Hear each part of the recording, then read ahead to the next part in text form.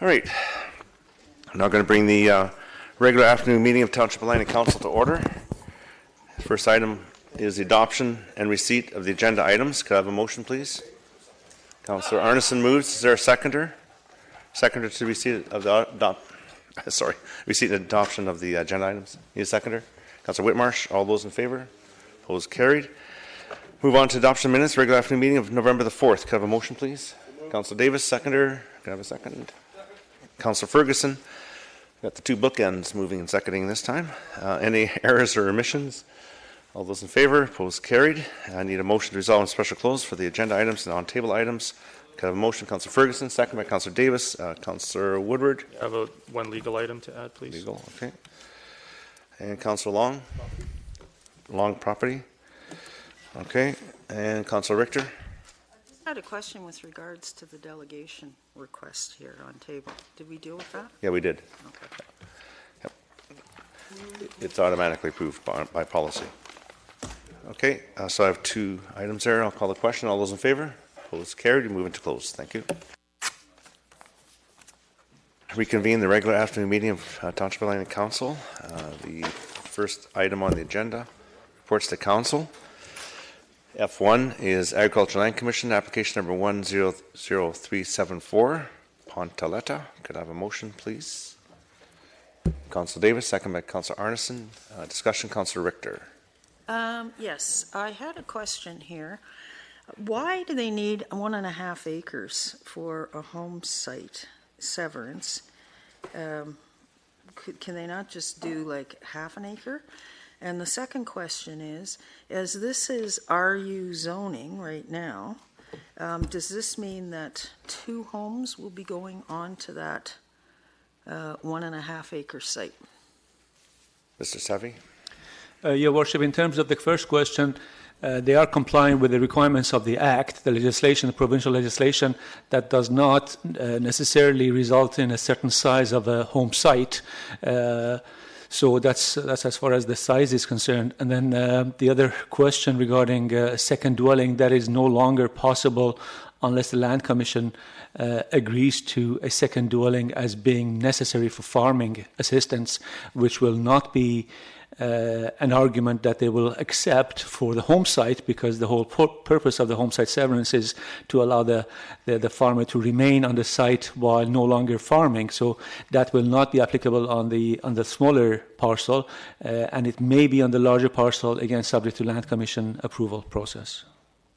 Okay. Thank you. See no further discussion, so I'll call the question on F1.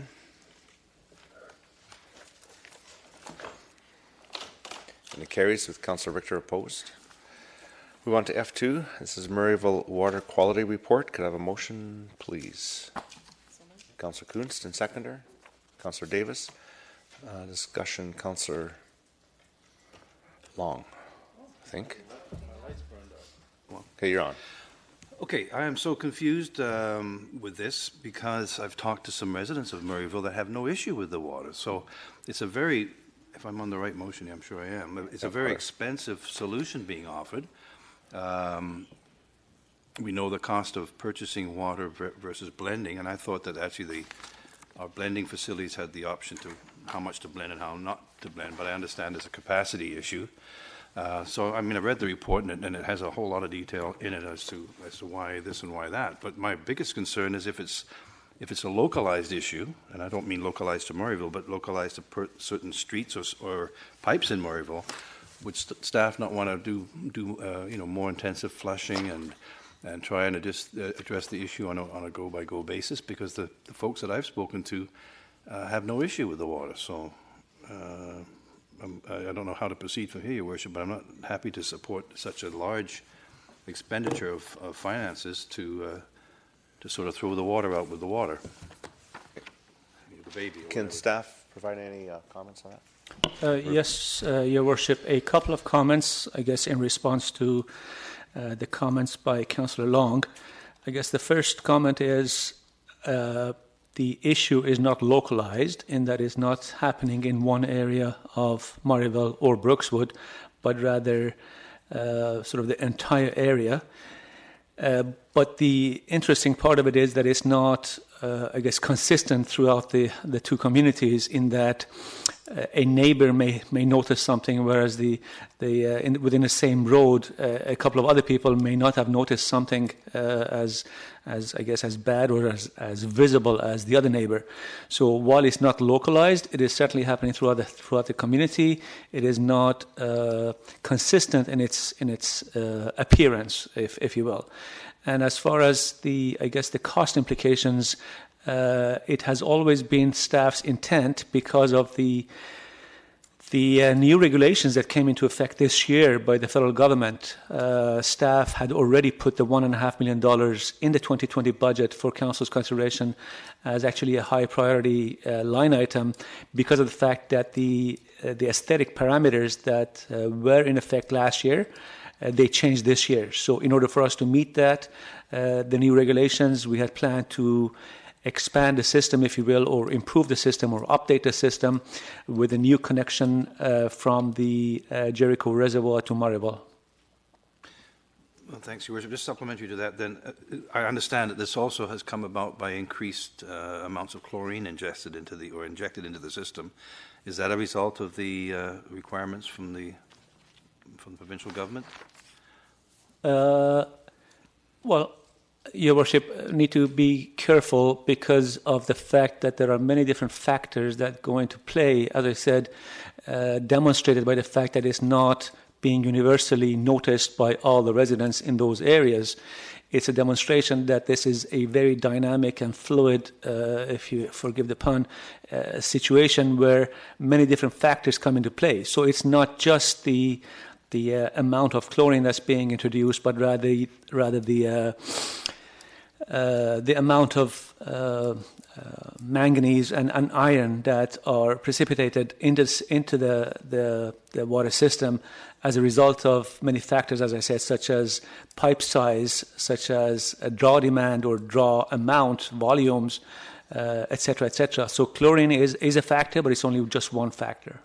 And finally, Your Worship, why does council have to give the direction to staff to implement the conversion? Because, I mean, we're not managing the water systems throughout the township, so I would think that the engineers and proper authorities would be doing that automatically. This seems to me like council saying, well, you know, we need your permission. Well, staff are saying that they're asking council's direction to do this, and I'm not comfortable with that. So how does that work? I would surmise that it's due to the cost implications to the users of the water system. Mr. Sefi? That's correct, Your Worship. In effect, even though what I said earlier was accurate and still stands, the part that does require council approval is essentially shutting off the valves, if you will, of our wells that we use to augment or to blend the water that we supply to the residents. So what we're asking is, does council wish to direct staff to no longer draw water from the wells, from the groundwater, until such time as we provide council with a more permanent solution down the road, or do you wish to continue and blend the water in those areas with GVRD and groundwater as a mix? Thank you. Councillor Ferguson. Yeah, thank you. I have actually had a number of residents phone me and contact me through email. There's some on-table emails from residents as well, I think, regarding, I think there's even a delegation tonight regarding the Murrayville water. If I may, through the chair to staff, does it change? I mean, I'm not monitoring every single complaint in every single street. Does it change from street to street or pipe length to pipe length, if I may? Mr. Sefi? Yes, it does, Your Worship. Mr. Zwag actually has a map that staff have been sort of monitoring the, not complaints, but I guess concerns raised by various residents. So if council wishes, I can ask Mr. Zwag to actually put that on the overhead. Unfortunately, we didn't have it as a slide such that I could access it, but it has to be on the overhead.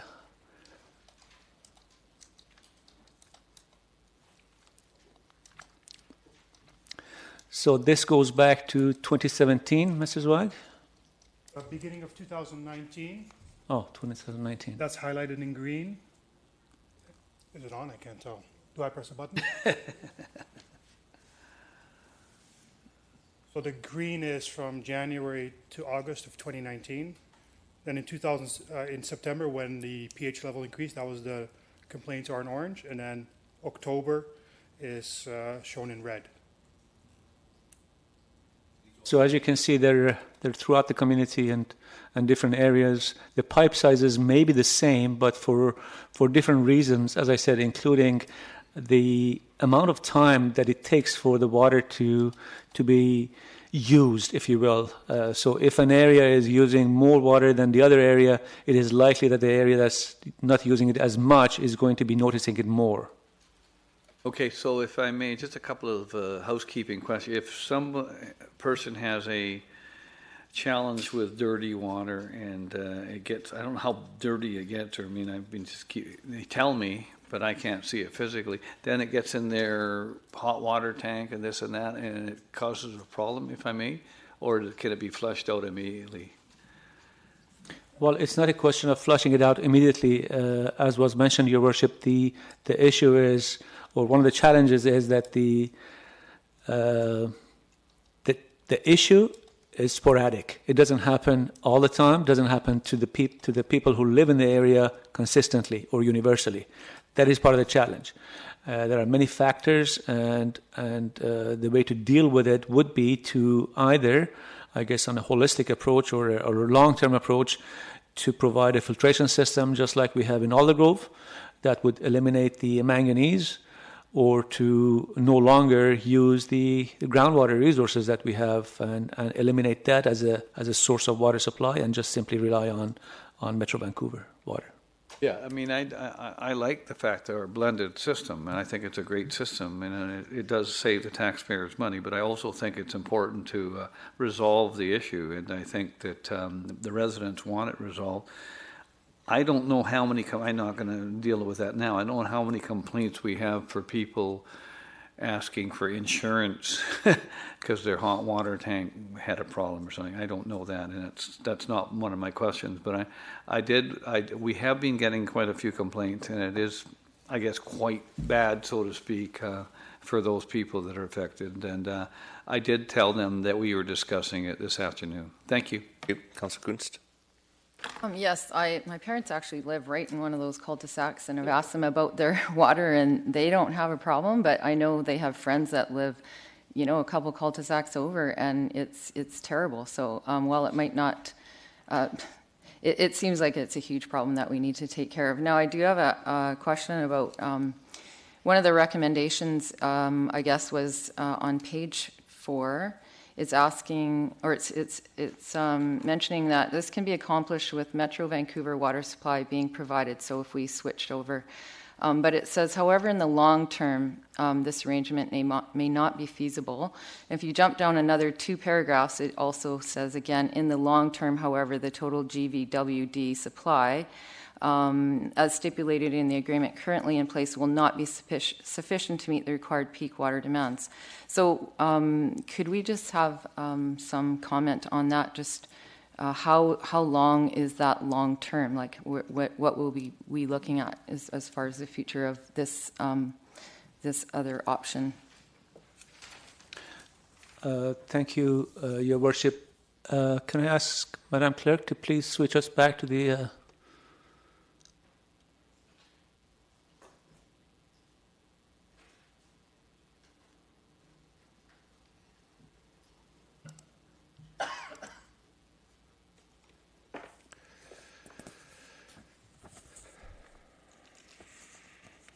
So, Your Worship, in response to Councillor Kunst's questions, we currently have 2 sources, actually 1 source right now. That's why we have asked, or staff had planned to request $1.5 million in 2020 to provide for a second connection along 224 Street, which is where the cursor is. The only existing connection to GVWD system, water system, is at 36th Avenue, where the cursor I have right now is showing. So in order for us to long term, if we were to no longer use groundwater as a source of supply, we would have to not only do what we plan to do in 2020, but long term we would have to look at operationally how GVWD system needs to be upgraded to provide us with the ultimate supply that we need for the entire Brookswood-Murrayville area in the long term, considering the development projections that we have for both areas. So I guess to say it another way, the current modeling that we have done, the current planning that we have done, the current pipe sizing that has been done in collaboration with GVRD has been based on the Township of Langley continuing to rely on groundwater resources. If we no longer wish to do that, beyond the $1.5 million that we're asking for, we need to be thinking about system improvements, the cost of which we don't know at this stage, that would allow us to not only utilize the two sources of supply from GVWD, but also to upgrade them and potentially have consequential system improvements for ourselves as well for the Township of Langley system. So if we were to actually switch over, how long can we do that before we need to actually do this? You know, how long will that last?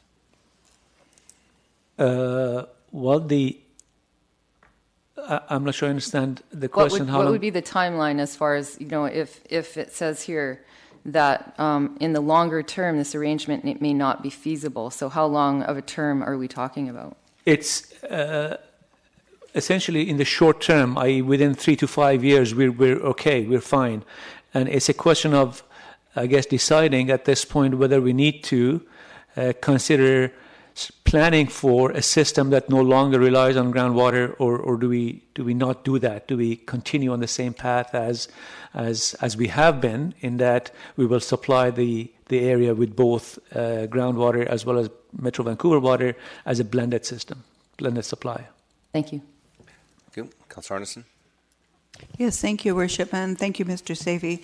I have a list of questions to ask, and they're in no particular order, but definitely related to the very helpful information that's come forward from staff about what's happening with the water supply. Just so you know, I do live in Murrayville, but personally don't have a problem with water, although I understand from looking at the map that and seeing some pretty graphic pictures, there are some challenging problems. So my first question has to do with any interim measure. So the staff report mentions filtration. So I'm wondering about the longevity of that as an interim measure and the cost relative to some of these other engineered solutions. So if maybe you could give a ballpark figure about what that would cost and how long that could tide us over to address the issue. Your Worship, filtration, we have not costed it yet, and it has different types. There are different types of filtration systems that could be utilized here or employed here. If we were to look at the Aldergrove model as a centralized filtration or treatment plant, that would run millions of dollars. I don't know if any of the staff here, Mr. Babcock, Mr. Zweig, Mr. Massier, Mr. McCormick, if you have any idea as to the cost of the, replication of the Aldergrove type system. And then the other option, while Mr. Zweig is making his way down, is to go with a separate filtration systems that would be utilized at source, if you will. So each one of the wells would have its own separate filtration before the water is actually introduced into the network. So those would be less costly, but we would need a number of them for each well. Mr. Zweig? This one? Yep. Thank you, Mr. Savy. Through your worship, we've started exploring what localized treatment would cost at the groundwater with the highest manganese levels. And right now we've obtained 2 different quotes, consider them high-level budget quotes between $500,000 to $1 million per groundwater well. Yes. So obviously we need to do some more work, some research, do an engineered design before we're in a position to know more certainty what the cost implication would be versus centralized treatment, which we have not started exploring, and versus buying Metro Vancouver water, which you would have to do in perpetuity. Okay, and that's the capital cost to upgrade to filtration. Is there an ongoing annual cost for the medium or whatever you're using for filtration once this is installed? Yeah, through your worship, yes, that's correct. We just have not costed those details out yet, but there will be some. And how many wells are there? Four. I'm hearing numbers all over council, just to give us an idea of. There, through your worship, there's 5 wells currently listed in the report to council, and On page 6, Your Worship, page 6 of F2, which is the same map that's on the screen, except a little bit more legible. It shows at the bottom the legend with Brookswood well number 7, Brookswood well number 9, Brookswood well number 10, and then Murrayville wells number 1 and 2, so total 5. Okay, thank you. Thank you. Oh, sorry, Mr. Bragg, if you don't mind, I have another question you can probably answer. So I'm assuming with engineering staff, there's been an analysis of what else might be used in addition to filtration. I'm just wondering if there is something that can force this chemical combination that's made with the chlorine to somehow congeal or settle or do something other than continue to be in the mix of the water that's flowing forward. I don't know if there's any chemical solution for that kind of thing that people have considered. thank you. Through your worship, yeah, we've started looking at those technology called sequestration. Right now it's a new technology for us, so we're doing our research on it before we can even recommend such a technology. So again, we're looking for council direction to come back with centralized, localized, other options for consideration. Good. Yes, I'm glad to know. I'm sure you're looking at every different option. My third question has to do with the potential use of a disinfectant other than chlorine. If chlorine is actually causing this discoloration, is there something else that's efficacious and would still do the job according to health standards and, be okay in potable water? What was that word? Oh, sorry. Efficacious. Yes. Definition. Oh, sorry. I got to get a little Webster's dictionary and hand it out. If something else would be satisfactory, would it be efficient, cost effective? I know there's different ways to sanitize water, and so I'm wondering if we've chosen chlorine is probably because ease of use, historical use, because it is inexpensive relative to other options.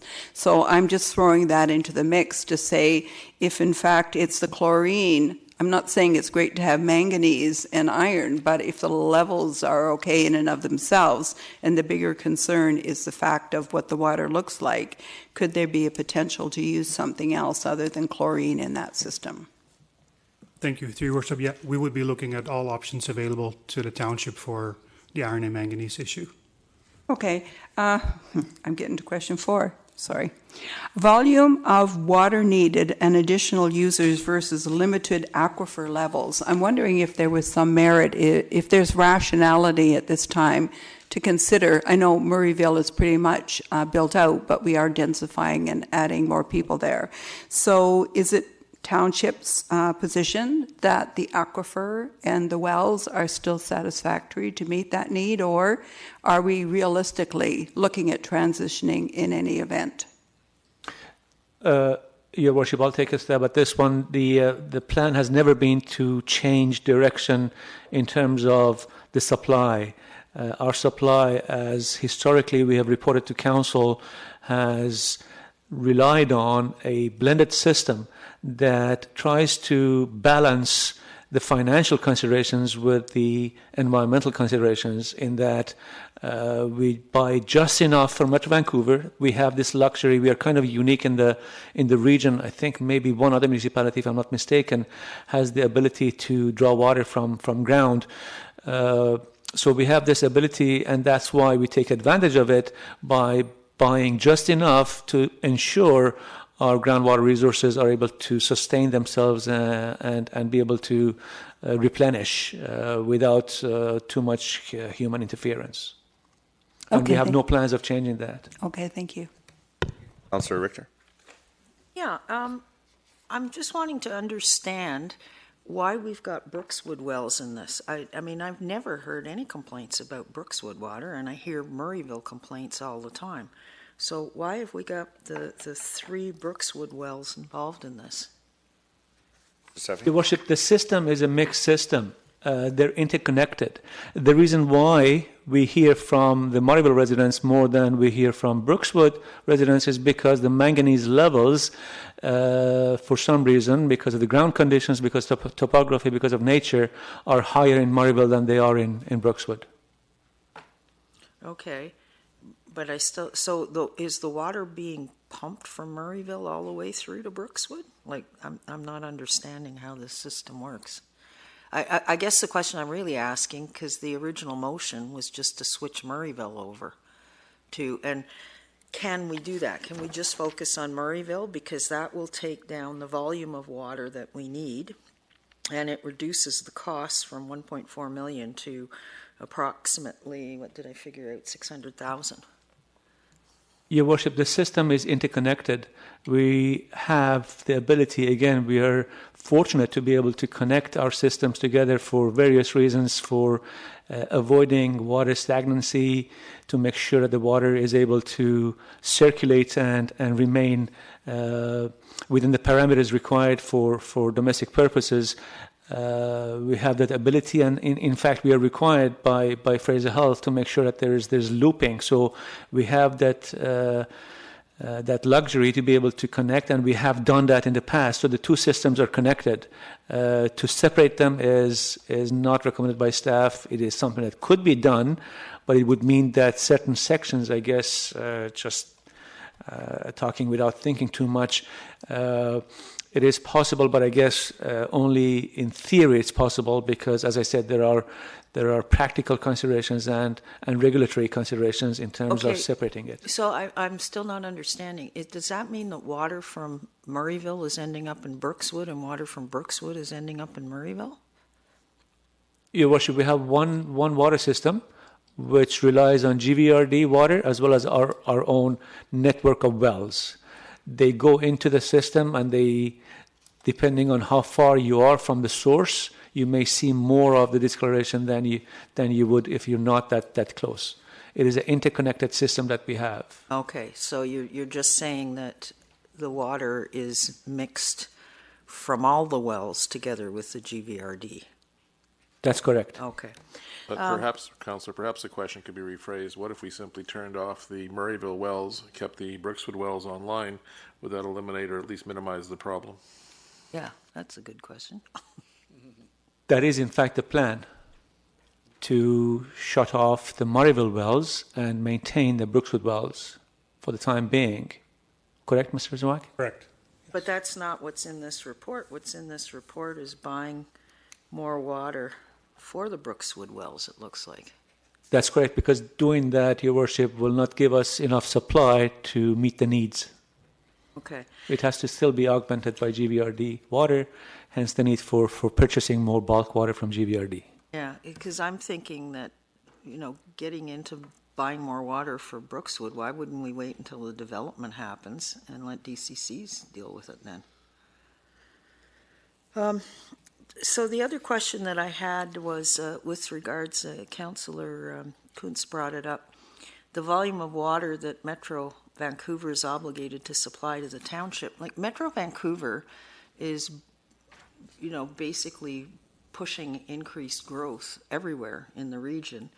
Why would we, or why would they not have negotiated new levels of water supply in order to deal with this growth under their regional growth strategy? Your Worship, again, if we can think about, I guess, the challenge or the issue in two ways. One is supply, the other one is distribution. It is not a question of Metro Vancouver arguing or not wanting to provide us with the water that we need. It's a question of the system that's been planned, that's in place, is incapable of providing us with what we need in the long term. So the system has to be improved, upgraded. We don't know how much it might cost because we don't even know what it will entail.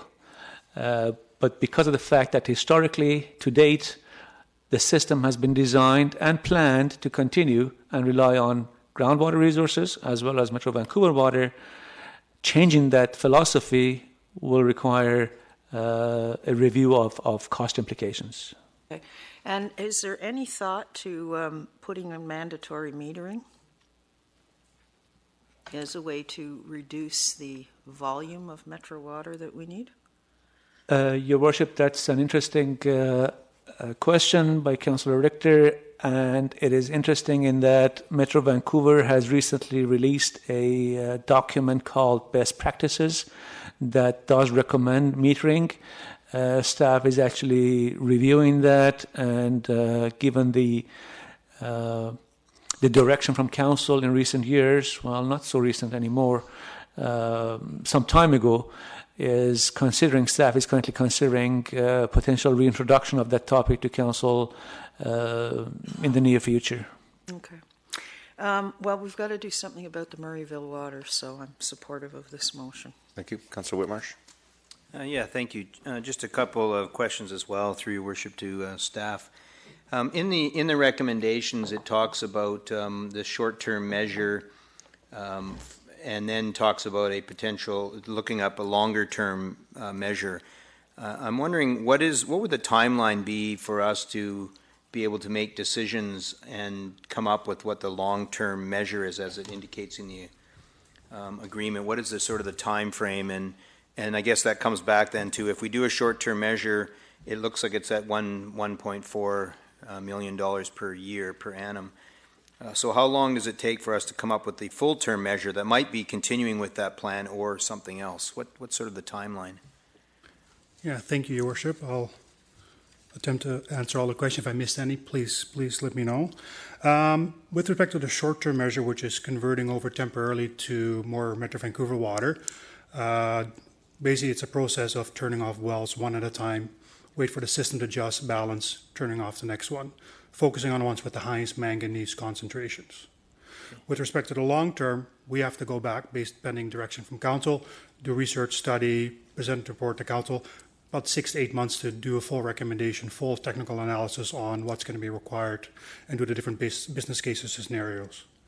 And then, again, pending on direction of Council with respect to turning off the groundwater supply entirely, that then requires discussions, as referenced Mr. Savey, with Metro Vancouver, which I'm not aware of their timelines or how long that would take. Right. Okay. So if we were to have 6 to 8 months to determine what that full-term measure, a recommendation on a full-term measure, what is the cost of the short-term measure for that 6 to 8 months?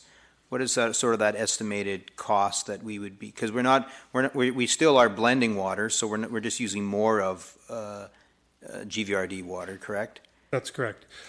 On page 4, that has the financial implication table, might be a good point to start.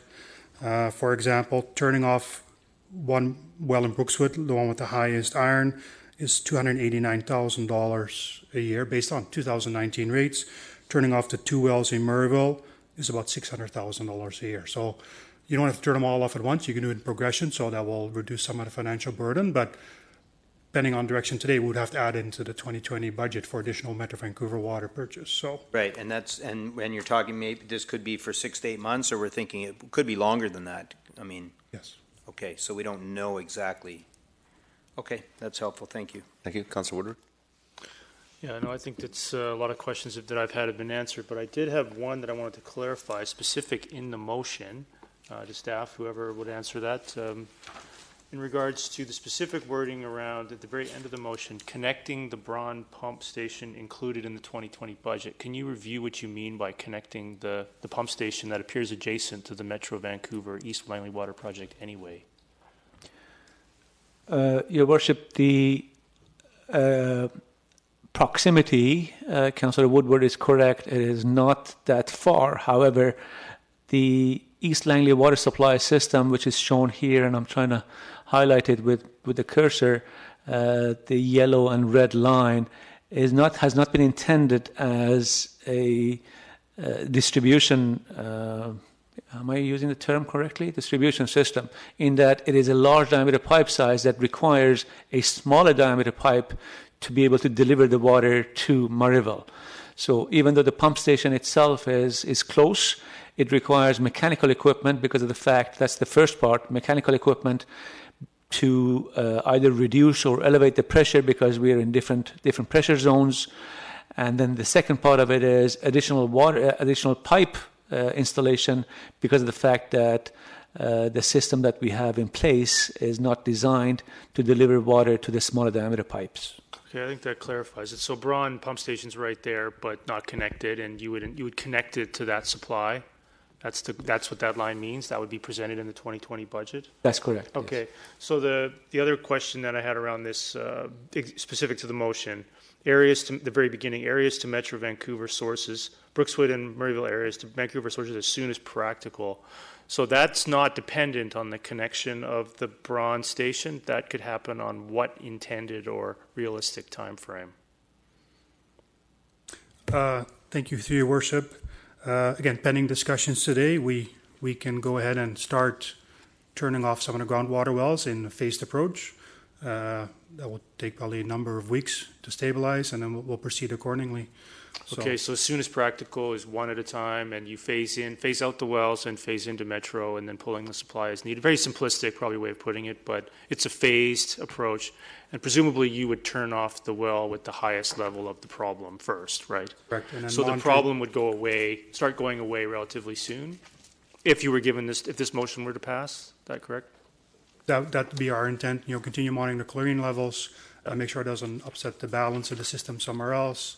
As you also may be aware, that we're currently doing the high velocity flushing right now in Murrayville, so we want to be mindful of that as well.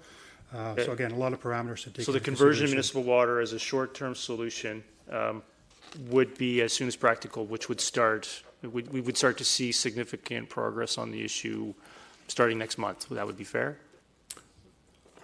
I would say post-flushing, which is expected to last into December, so maybe early in the new year. New Year's, Yeah. okay. So it's as soon as practical is got some unknown elements to it, so it wouldn't be an immediate situation. There would be some expectations to set in the community that it could still be a few more months, but that would be on a path to a permanent short-term solution would be in the new year, early in the new year. Is that correct? That'd be fair? That'd be our expectations. Okay, thank you. Councillor Ferguson? Yeah, I think an awful lot's been said, but I think it keeps down to, the old saying, you don't want to throw the baby out with the bathwater. I think that, if we've got a good system, we want to make sure we can repair it first or find other solutions rather than throwing millions of dollars if we already have something good. I'm a big believer of solving the problem as well, because the people are really concerned. There's a lot of discolorization. Are we sending a flyer or a letter or note or something to some of the residents as to what steps they can take or what these steps TOL is taking, if I may, through a chair? Thank you, through your worship. As part of our annual flushing program, we provide notifications through the regular means and community social media channels. And if people are experiencing brown water, we request them to contact the township directly, so we can go look into it, maybe complete a low flow water exchange or look into other items. I mean, we're all sitting here asking questions like our engineering type of questions, which, I know you're looking for advice and you guys are the engineer. The interesting thing is, once all this flushing's done, what if, it does resolve some of the, not all of it, resolve some of the problems? Is there any indication that might happen? This is the best information that we have, Your Worship, and we don't believe that if we were to undertake these measures that the problem that is being experienced right now is going to continue. Okay, so basically you are notifying. There's also some small things that residents can do as well, if I may. I think it's either in a note or a memo that they can do their own flushing in their own house, if I may. That's correct. We recommend if people experiencing brown water to flush their taps for 10-15 minutes until the discoloration goes away. If it doesn't, again, to contact the township for us to be able to respond and look at the water main exchange program. Because in some cases that works, not in all, but I would think, I don't know the percentage. Anyway, thank you very much indeed. Thank you, Councillor Richter. Yeah, just a couple of follow-up questions. You said you were doing the phased approach to turning the wells off. Will the Murrayville wells be the first ones turned off? Through your worship, they'll be either first or second on the list because of the dynamic system, we want to look at the ones with the highest manganese levels. So it might be one of the first ones to go off, yes. Okay. And also, will there be an increased cost to the residents of this switchover? Like, are they going to have to pay a higher water rate? Yeah, thank you, through your worship. It is the water utility that pays for the Metro Vancouver water purchase, so the associated costs with buying additional Metro Vancouver water will be reflected in the 2020 utility rate for council's consideration. Okay. And the last question, just to go back to negotiating a bigger water buy from Metro Vancouver, are we going to proceed on doing something like with that? Not at this point, Your Worship, unless Council directs us to look at this as a not just an interim solution, but rather a permanent solution. As Mr. Zweig referenced, we do plan to bring the outcome of the measures being authorized by Council today in the future, within 6 months or so. At that point, Council may wish to direct staff to take another course or continue on the same path or revert back to the today conditions. But at this point, the anticipation is that, depending on Council direction, that we'll report back to Council within 6 months or so. Oh, okay. So as long as we're getting a report back, because I just simply can't wrap my mind around the densification that's going to occur in Brookswood, not requiring more water from Metro. Yep. Thank you. Right, thank you. Looks like that exhausts the speakers list. I can't think of another question to ask, so I'm going to call the question on F2. The motion carries unanimously.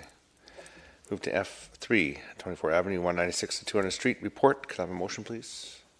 Councillor Kuntz, second by Councillor Long. And discussion. I'm going to, sorry, there's something going on with this. I'm going to clear the queue and then start over again because I think it's left over from the earlier meeting. So now we got it. So, Councillor Richter. Okay. We're laughing because Councillor Richter's light went off. I went off. I'm really opposed to opening up 24th Avenue right now, and I don't think this should be going to the 2020 budget. I think that the 24th Avenue should be worked on and expanded once we've got DCCs coming in from development in Brookswood. And I don't think it's our job to build a road to Surrey. We've already got roads to Surrey. I also think that we have to take a broader consultation before we do this with the public, and in particular, I see the chair of the school board is here tonight or this afternoon, and I think the school board needs to be consulted in this matter as well. So I would like to make it a deferral on this motion for broader public consultation. Okay, if I could just maybe hold off. We'll see what other councillors have to say about this. There's quite a speakers list. Councillor Woodward? I'll hold that. I mean, I think that some consultation, I think I raised the possibility of public consultation on this, potentially just to get the read of the area rather than hearing that somebody said this and somebody said that, and a bunch of people speaking for the mobile home park potentially, maybe actually hear from them directly if that's possible. I also did want to potentially, but I'll wait, Mr. Mayor, also as well, I did have the thought of amending the recommendation to remove everything after the word budget. So I don't have any real concerns about referring this to the budget for further discussion in terms of what it might cost and because I think maybe that road needs to be improved anyway, regardless of opening up 24th.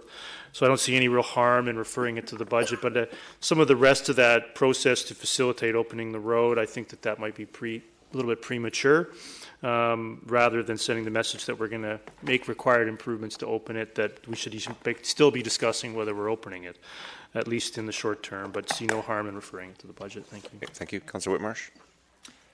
Just a couple of questions through your worship to staff. In the proposal or the recommendation, it talks about $400,000 set into the 2020 budget and then $4 million in the 2021. I wonder if there could just be a little bit of elaboration on what the $400,000 would be for in 2020 and then the $4 million in 2021. Sort of what's the intention of that money? Your Worship, thank you for the questions. But if I could perhaps take this opportunity to, I guess, suggest something, and that is to not consider this as an opening up of 24 Avenue, but a direction for us to close it because it's currently open. What's not happened has been the side on the Surrey side has not been open, and the City of Surrey has now finished that. So I don't think we have taken any action to do anything other than just watch what the City of Surrey is doing. So I think reference should be made to, I guess, a positive action to close it rather than a negative action to not open it. So having said that, in response to Councillor Whitmarsh's questions, the $150,000 that's included is for some resurfacing, and the $400,000 is for design of major improvements that will be necessary at some point in the future, but not for the projected traffic to use 24 Avenue upon opening day. Those being intersection improvements at 197 and 198, I believe, as well as 200th Street. So a review of the intersections to ensure that the movements are being properly accommodated, and if there's a need for signalization at a future date, when that would be. So the $400,000 essentially is for design work. And then subsequently, after 2020, I guess as part of 2021, and beyond that, there will be some widening and additional pavement improvements, but those are not recommended to occur until such time as the sewer system or underground utilities have gone in. We anticipate that to occur in 2021, so the improvements that are recommended will happen after that. Okay, so the $4 million is not necessarily for a light at 224th. That would be a future consideration. This is really, the $4 million is really for widening of the road and paving. Not widening, but limited widening, only at intersections, not the entire section. Right, okay. The widening that's required for ultimate road standards will be done as part of development because there will likely be a need for additional dedication. So the widening is only at intersections, including 200th Street. Okay, and just from your initial comment, are you saying that unless we have a motion to close it, then it'll actually be opened? Well, I just wanted to point out that it is open right now. The fact that the City of Surrey has put some barriers up there, that's really what they've done upon request from the Township. As you can see from this map, since 2009, I think, 2008 or 9, when the transportation plan was adopted after consultation with the public, 24 Avenue is designated as an arterial road. It is not a truck route, but it's an arterial road in both jurisdictions, the City of Surrey as well as the Township of Langley. So the only thing is, in recent months, the City of Surrey has gone ahead and finished their side of 24 Avenue. So I think what would be more appropriate is if Council wishes to no longer have that road open to the west, for a direction to staff to discuss that possibility of a closure on our side, not the City of Surrey side, because we cannot dictate to the City of Surrey what they should do. We can only make a request, but we can certainly put barriers up on our end. And I have to caution us because there's precedence and history with, I guess, disputes such as this between municipalities. I'm not suggesting that there will be a dispute. All I'm saying is that there has been, in case the City of Surrey decides that is not a good idea, there is history in the region as far as municipalities are concerned as to, whether a connection is to remain or not. Right, okay. So I think, for me, it seems that it would be, I appreciate certainly the concerns with opening it, and I'm not sure the timeline or having it remain open, I should say. It does seem to me that it would be appropriate for us to actually do some design to know what that looks like, what the design would look like, and then, of course, from there go into a consultation phase where we actually do proper consultation. But it's hard to consult on something until you actually know what it might look like. So I would probably be supportive of it going with the $400K to the 2020 budget process, and from there make decisions as to the exact timing of when we would open it or so on. So that's where I'm sitting. Thank you. Just Mr. Backen. Just a word of caution. Mr. Seffi's advice is correct, but there's some other implications. If we were to close an arterial road, that has implications on our P1 map. I think what we're hearing quite clearly is any opening is premature, likely premature by some long period of time. I think the rationale for going to the budget process is so that there can actually be a determination of what priority this is. And if it's a medium to low priority, it could take several years before there's going to be the funds available to actually open this road, in which case the consultation is better off to occur at that point when there's actually some thought of opening it, as opposed to having consultation early when there is really no financial prospect of opening the road itself. Likewise, I don't think Council's really that interested in removing the arterial designation on 24th Avenue that exists, but I think there's a lot of good comments about when's the appropriate time for that, and it may be when there's development in the area. So the reference that we have here is then simply to refer to the budget process, and Councillor Woodward's comments are quite appropriate because that may create the impression there's an imminent opening being contemplated, and that's not the contemplation unless that's the direction of Council. So as such, the reference to the budget process is really to refer to budget until there's not enough funds to actually deal with this issue, and at that point engage in the consultation. Thank you. That's was going to be my response to that, because it has to go to the budget. We still, as a council, whichever council it is, has to still approve that in those subsequent year budgets. Councillor Ferguson. Oh, yeah, thank you. I can always think of what the staff could do with another $4.4 million. I think that's at least a couple of % of our budget. It's interesting. This kind of discussion has kind of gone like full circle. I understand and I respect the view of the engineers and staff. If a road is there, why not open it? Or if it already exists already, I mean, it has never been opened yet. So that's the first thing. It's not as if we're looking at a road that's open, we want to close. So it has not been opened yet. And, it's interesting that probably 90% of Campbell Heights has not been developed. And yet right away they got a bunch of buildings close to the TOL. And that's life. That's the way it works. I don't fault Surrey for that at all. It's just that they've got an awful long way to go to complete Campbell Heights before they want to push more roads through. There's a whole bunch of stuff that goes on with, it's happened with Campbell Heights, and all the more power to, I guess, sir, if that's what they wanted to do. I mean, there's a bunch of farms that are gone and a bunch of trees are gone, and a park there that was used for fishing and other things. It's kind of been desolate. I mean, it's a lot of things. I mean, that's a cost of development. And on one hand, we're concerned about the environment on our side, and I'm not sure where Surrey's going for that. But I mean, that's up to them. I'm not going to criticize them.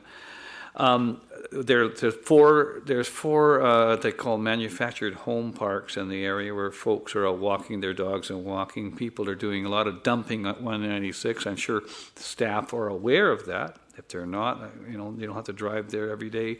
People, usually non-Langley residents, are just stop by and throw their garbage, mattresses, and other debris on 196.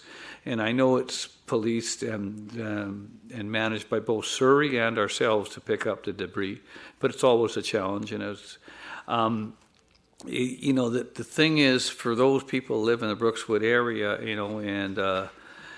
if you start your car going down at the 192nd and say that road's open, by the time you hit about 6th gear, you'd be going pretty good by the time you hit the 196th intersection.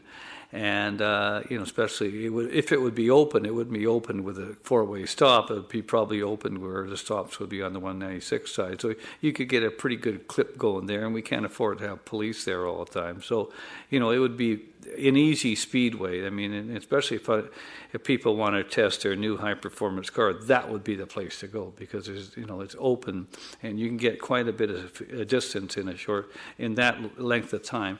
I just don't think at this point in time we should be opening, or even considering opening the road. I mean, I'm not going to be supporting it. I mean, in the future, we've got a Brookswood Fernbridge community plan. We've got DCCs coming in. We've got neighborhood plan. We've got a lot of things happening at our side, and we want to do it right, of course. We were talking an awful lot about doing it right. So that's my position. I don't think we're ready, so I won't be supporting this. Thank you.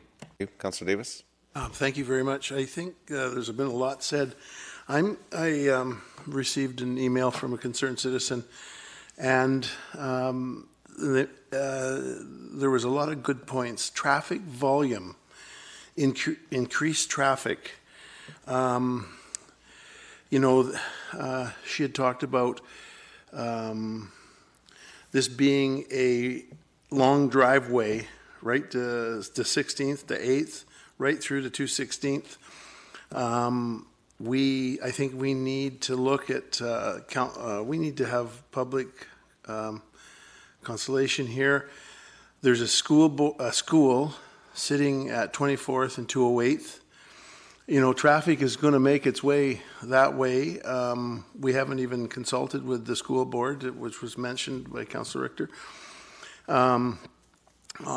Between 200th and 204th, there's a culvert bridge, and I know that when we see the budget, there's always a culvert, and it's $3 or $4 million to put out.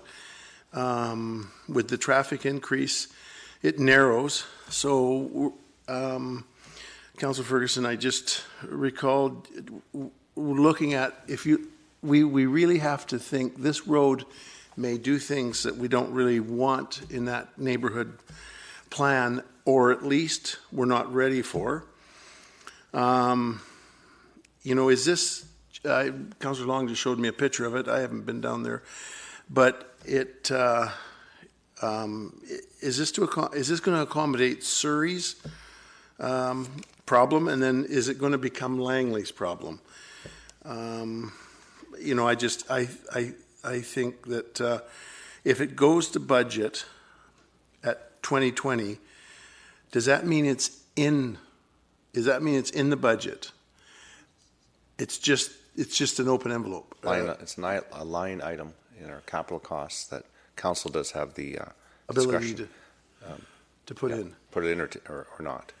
I just would wonder with everybody that's from Brooksville, we have, I listen, and I just wonder if maybe I would support looking and trying to design the area, because once that road opens, the mayor's always said water finds the direct route, but traffic takes a little longer to react. But once it's going to be a lot of traffic come through that area. We need to look at it. Thank you. Thank you, Councillor Long. Yeah, well, I was down there today, and I don't know if anybody else has been down there. You can't stop the road from opening. It's already there. There's a couple of guys parked in cars. I don't know who's paying for them to sit there. And I heard Mr. Safey say that the township put barricades up. Is that correct? No, Surrey. Those are Surrey barricades. Okay, so then when they remove the barricades, the road is open. We'd have to install barricades to stop it. So, it seems like the time to have fought this battle, which is raging, would have been back when the transportation plan was developed, and it clearly shows here that that's a connection. So I don't know how. As much as I appreciate all the concern, and I know that there's been letters written, and here we're talking about traffic. You build a road, and people will drive on it. But I mean, the fact is that it shows right here on the map that we're looking at that it's a road that's been designated for a long period of time. There's a couple of barricades there right now, which I don't know who is going to be in control of removing them or not. So it's not really a road opening, but the road is there. I don't know how you can stop it. Can you go and unbuild a road? I don't think so. And what I'm also hearing here, which is very confusing to me, is, it'll be okay to open it once we finish doing a whole pile of improvements. Well, the more improvements you do to the road, the more people will use it. So you're probably better off just to let it happen the way it is. I hate to say that. But also, I think the recommendation is not saying refer it to the budget, then we'll open the road. The road is going to open any time now. There'll be some improvements, I imagine, put into the budget here to do some further signing or something else. I mean, can I get some clarification there? Are we going to wait for the budget to remove those barriers? Because I thought the report said it's ready to go right now. Your Worship, that's a good point of clarification because there's some confusion. It is perceived, or at least thought, that there should be some work done prior to the road being, the barricades being removed. That work would likely need to be paid from the budget process, the 2020 budget process. So the short answer is passing this motion means it doesn't open now. In fact, it gets delayed until there's a review of the budget, enough budget funds to do it. Our concern is, given our various concerns with the budget, is this would likely rank as a medium type priority. There's critical and high priorities, so it's going to be, unless council intervenes, a number of years before funds are available to actually open the road. That's council's direction. And our point is, I think public consultation is absolutely necessary when we're actively contemplating opening the road. And it would seem that public consultation at this point, if the road been open for a few years, would be analogous to the public consultation that occurred in 2009 with the Master Transportation Plan. A number of years go by and perspectives change. So to make it clear, this referral to the budget process is actually to determine the scope of work necessary to actually advance it. Council will have to decide when to allocate the money to advance it. Given the other priorities, it's likely a medium time type priority, and I guess the warning would be that this approach could actually delay things for quite a number of years unless there's a champion on council who wishes to advocate for the funding. Well, I'm sorry, Your Worship, I don't see that in the report. Very seldom do I disagree with Mr. Bakken, but here it is on page 4. It says, based upon the review of 24th Avenue, it's ready to open any time. That's what it says. It said it could be opened at any time. And I understand that the improvements that are being requested is a couple of signs, to make sure that it says don't drive big trucks down here, and maybe we should put a couple of other signs up saying, go slow or something like that. But that's an excellent point of clarification, Your Worship, because the engineering group would probably say it could be open now safely. However, it would be a arterial road going through what's really called a tar and gravel chip seal road from historical perspectives. So they're not concerned as much about the safety at this point as we are about the long-term, capacity of the road and the implications in the area. Those long-term implications are going to cost a fair amount of money, hence why they're referred to the budget process. Well, I'm going to support the motion as it is. I don't know what's going to happen with it, but I think anything else is just not going to work there. Thank you. Councillor Kunst. So while I'm not necessarily opposed to the road opening, in the condition that it is, I can't see, everybody's going to be excited to go from 24th all the way into White Rock without having to go through 32nd Avenue. But I was down there a couple days ago because I don't remember the last time I actually traveled down 24th from 200th going west. And it is just it's a little country bumpkin road that I don't think would be able to handle all the traffic that, and then with the four-way stop, I don't think it'll be able to manage all the traffic that will be coming through there. So without all of the necessary improvements, I wouldn't think that the road is ready. So, but we're just actually talking about $400,000 that's going into the budget. So is that what we're voting on? We're not voting on opening the road. We're voting on studying opening the road, right? Back and you can clarify for council. Again, the clarification is the $400,000, council hasn't allocated it yet. Council would have to allocate that to get to the next level. So that would be presuming what happens in the budget process. So effectively what you're doing is referring it to the budget process, at which time you'll consider the funding necessary to bring the road to a standard where it could be considered to be open. But that would be up against other funding priorities, which may mean that this actual work could be delayed a number of years until council is satisfied that it becomes the priority for funding. Okay. Thank you. Councillor Arneson. Yes, thank you, Worship.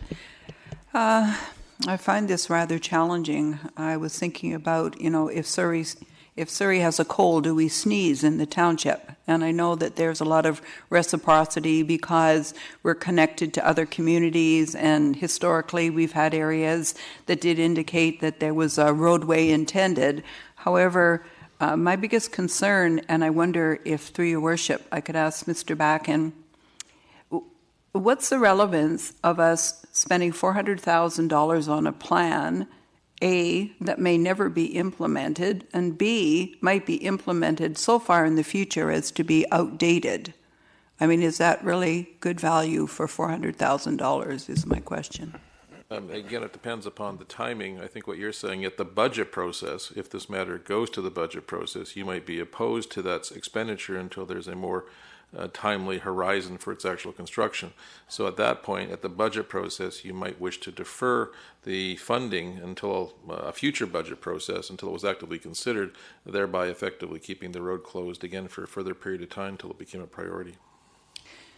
I guess I'm technically not opposed to leaving it the way that it is, because I see that another community's timeline and interests may not match ours. And I already find that we're currently quite challenged in terms of our infrastructure. And since this has never really been put forward as a priority in the township, I'm rather pressed to think why it is now. And particularly, as other councillors have mentioned, the fact that public consultation and engagement are something that we haven't really discussed yet. And I guess it's maybe a debatable point about at what point should you do that. Myself, I would prefer to ask the public before we spend $400,000, and maybe the answer we'll get is we're really not interested in having that in our community. So, that also wouldn't be an effective use of our funds. Worship, that's a very good point, but the reverse happens, I suppose, given the other priorities. If the public were very much supportive, would we have the funds to actually do the improvements to open the road as well? And the answer is, given the other priorities, my concern is we may not, hence why council, I think, needs a position, because referral on the matter to the budget simply means that it will be considered. It's not approved at the budget. It's discussed within the context of the other priorities, which may mean it's delayed significantly or may never make the priority list. Thank you.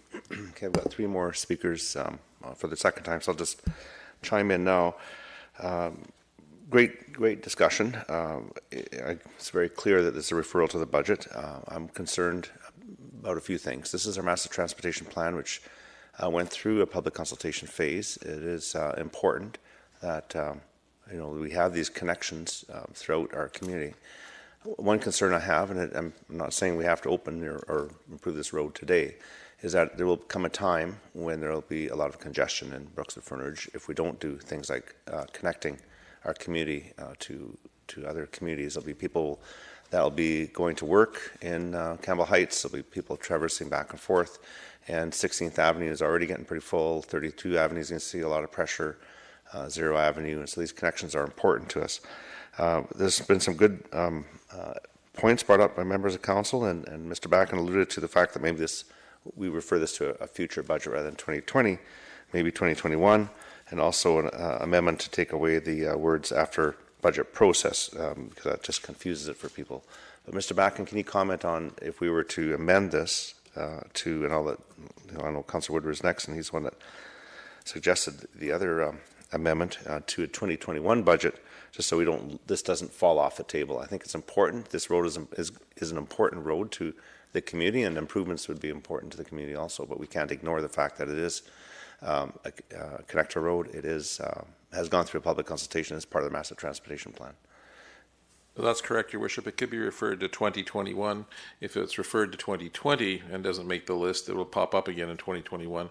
But if council wishes to indicate its priority or lack thereof, 2021 is a good referral. Okay, thank you. I heard also from Councillor Richter regarding a deferral for consultation. I think if we go with Councillor Woodward's amendment first, if that passes, then Councillor Richter, if she still wishes to have a deferral, then that could come on the floor. Then we have the motion that would be deferred. So Councillor Woodward is next, and if you, I'll leave it to you. You had some suggestions for amendment. No, and I think too as well that to incorporate Councillor Richter's suggestion that we could always leave it out of the funding envelope and include it in the 2020 budget public consultation process as well. That would be an option.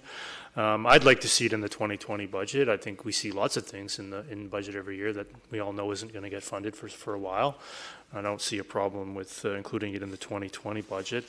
I just wanted, before I make an amendment, I want to know, because I want to clarify some of the comments. So the barriers that are there currently, Mr. Bracken, are owned and placed there by the City of Surrey, and if the City of Surrey were to remove them tomorrow morning, the road would be open. Is that correct?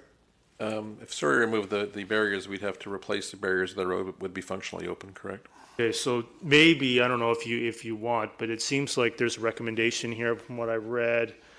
Staff are recommending proceeding with coordinating the opening of the City of Surrey, including any changes needed to the intersection of 24th and 196, unless otherwise directed by council.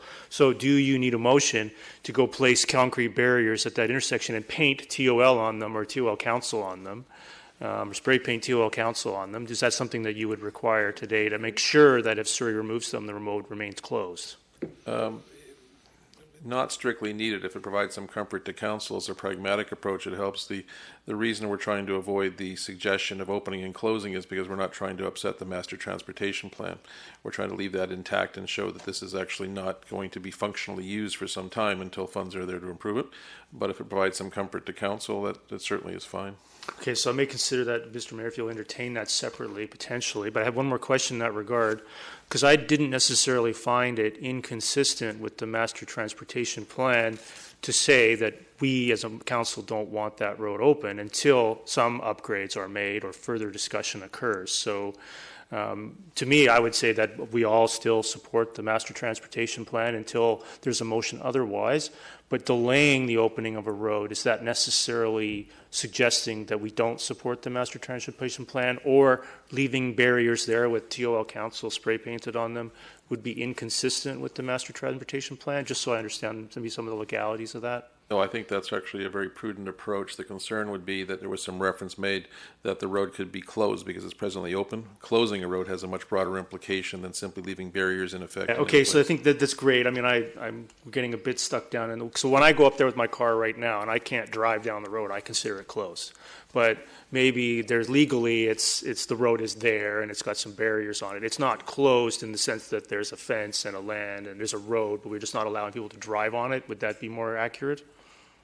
You're on the right track. On the right track, okay. If the road is closed, that means the road's effectively no longer there, and you have to put the road back at some point. Whereas if it's just never opened because there's a barrier in place, that's a much different thing. The road remains there, but it goes up to the edge. Okay, so that's good. So I can, if I want to do that, I can word the motion correctly to leave the road open, but not allow anybody to drive through the. Just to leave the barriers in place. Okay, so that's good. I just want to clarify.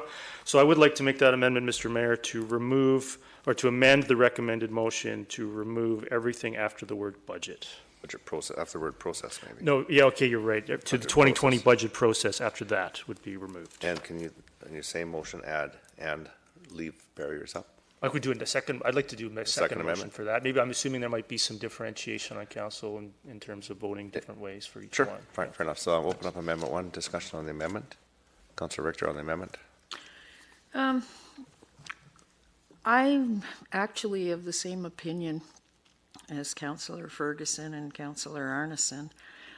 We've got so many problem areas with roads in the township right now that we should be putting the money into those problem areas, like 208 Street. I absolutely agree that the barriers should remain, and I will support that motion. You know, if you're going to put $400,000 into the budget to design this road this year, you might as well put that $400,000 towards barriers. Councillor Ferguson, it's on the amendment. Thank you. Well, on the menu, I'm not in favor of the amendment for the fact that it really there's very little change. Other than, I don't think. I think these questions. It's not as if we're sitting here today. It's not as if we haven't discussed this once. Okay, I wanted to clarify this. Some of the things said today, there was a notice of motion which we voted on, discussed. So we already had asked staff, what is the impact of the major road network? That was answered. And we said, what is the status of the barriers? That was answered. And we asked, what is the status for the future? Because this road, I don't think there's anybody at this table that doesn't realize 50 years from now, 100 years from now, there's going to be a road there. I mean, I think we're smart enough to understand that. How does this relate to the amendment? This is just for the amendment to remove some words. Well, the amendment really, okay, well, I am going to speak to the amendment if I may. Okay, just to remove some words. If I may, I'm going to speak to the amendment. But the thing is, The amendment just basically cuts off a few words. I'm going to speak to the word. I'm opposed to the amendment for the fact that I think if you go into the Surrey area, Surrey has blocked off some of their roads in Campbell Heights. And I've ridden my bike in there, I've walked in the area. There are, if you go around the surrounding Campbell Heights area, they have blocked roads that exist. So in other words, if you went along 28th Avenue and continued on to 188th, and the reason why they blocked off some of the roads is because there's schools in the area. And guess what? We have schools in our areas as well. And they also, their roads aren't up to standards, so they've blocked the roads because their roads aren't up to standards. And there's farms in the area. That's why they've blocked off some of their roads as well. For agricultural implements of husbandry, they've done that as well. So there's a lot of, I guess, empirical data that would support us to hold the opening of this road for the time being and for hopefully many years. We also have a Brookswood Fernridge community plan which we need to put in place. So I don't think it's wrong for councillors to withhold the opening of this road until such time that there's a need to. We don't need to push a road there. We don't need, there's not a huge need, and if you follow the Master Transportation Plan, there's not a need for that right now. In the future, of course, so we should keep it on the books, but just not opening it right now. So I don't think we need to put it to the budget or waste money. So on the amendment, I'm going to call the question, and that's to remove the words after the word process. This is F3. I think fails with Councillor Ferguson, Councillor Richter, Councillor Arneson, Councillor Long, Councillor Davis opposed. So we're back to the main motion as amended. Councillor Woodward. No, you had another amendment you wish to place, so. Well, no, I was just going to say that just given that's been surprising in my mind, so that's great that we voted on that, can no longer support the original motion. Thank you. Thank you. Councillor Richter?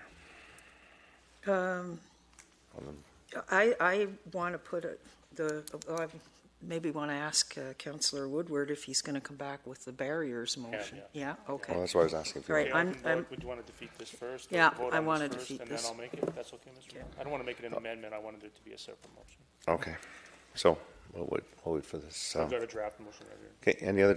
Okay. I've got speakers list. Councillor Ferguson on the main motion. No, it would. Councillor Long on the main motion.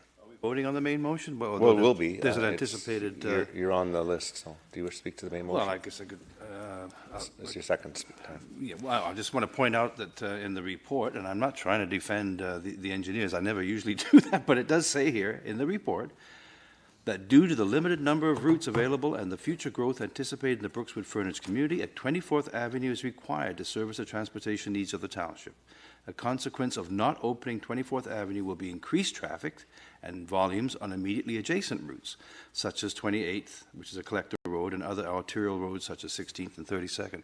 So, you know, this isn't a matter of saying if you don't remove those barriers, or if you remove the barriers, this is not to say if you don't remove the barriers, cars are just going to disappear. Cars are all over the place, and so it makes sense to follow the transportation plan, and I would say don't finish the road too much, don't four-lane it like you guys want to do with 208, because that's just going to increase traffic. You've already got a road there. It'll meter itself. You've got a four-way stop at 200th. I'm not an advocate to opening the road, but I cannot see that you're going to stop it. So I'm going to support the motion as it is, and that's the proper Would it be right thing to do. Appropriate, Mr. Backen, to add to this motion to leave barricades in place until such time, I don't know, what's the trigger? But that's only if this is defeated. I want to look to an amendment to this one, because it gives council, if that's defeated, then certainly go to the next one. certainly move that amendment if you prefer, Mr. Mayor. Okay, and then we'll see where that goes. So the amendment would be... So if the amendment's defeated, then we know where we're at. That's right. So I'll make that amendment if you want to move back on. Okay, so the amendment is... But I would like to make the amendment. Sure, go ahead. Yeah. Okay. So I think my mic is off. Where are you here? Hang on. I gotta find you again. Woodward. Yeah, thanks. So I had so we could amend it, and and this is a bit long, but I think it captures the intent, Mr. Backen. So that staff install township barriers marked TOL Council, just for fun, to ensure 24th and 196th remains unpassable to motor vehicles until otherwise directed by council. That'd be accurate? I'd make that amendment. Except we can't have TOL Council. There'll be so much graffiti on there, you wouldn't believe. Your worship, is this an amendment to the referral to the No, budget? this is an amendment to the main motion. Main motion. Right, So, main motion. and that staff install township barriers to ensure 24th and 196th remains unpassable to motor vehicles until otherwise directed by council. Believe that captures what we were getting at earlier. I'll make that amendment, Mr. Mayor. Move that amendment. Okay, is there a seconder to that? Okay, Councilor Arneson seconds. On the amendment, Councilor Richter? Yeah, well, I have a problem with amending this motion because it means if you support the barriers, you still have to put the money in the budget to plan the road this year. And I don't think we need to do that this year. We've got too many other things we need to plan. So I'd like to move division of the two of them. I'll second division. Okay, fair enough. Your But worship. we can't divide an amendment. We're actually moving, there's an amendment on the floor, so you can either vote for the amendment or not vote for the amendment. Or I don't know what withdraw part of the amendment and put it on as a separate motion, which was what the original intent was. No, right now there's an amendment on the floor, so you can either support the amendment or not support the amendment. That is each member's of council's prerogative. I can't divide it because it's an amendment. Mr. Packen? That's correct. We have an amendment to the main, your worship. The one we should process now the amendment. You've accepted it. If that is defeated, then the main motion can be processed. That's if right. that's Exactly. defeated, then we can come back to That's deal right. with the further motion. That's the process we're going through. Councilor Long on the amendment. The amendment, so you want to place the barriers, and I would think you should put the names of those that voted for it. Sorry, did you do that? And pictures on it. And opposed. But where would these barriers be placed? Because I think you'd have to place them on the Surrey side. Would you not need their Oh, they're permission? on the TOL side. Or if you put it on the TOL side, I think you might impede travel on 196.